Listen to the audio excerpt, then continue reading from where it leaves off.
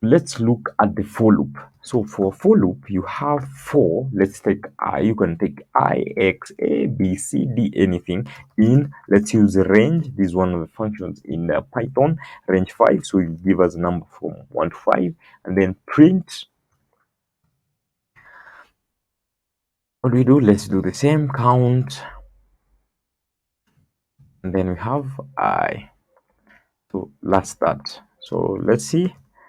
So loops, I think that's what we were using. So it does the same thing. So for range I in 5, if you have a range I in 6, you go up to the number before.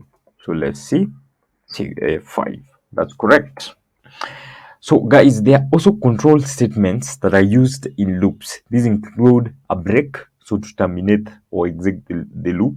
We have a continue to skip the current iteration and proceed to the next, or a pass, that's do nothing, used as a placeholder. So example, let's print only even numbers from 1 to 10. Go and try that.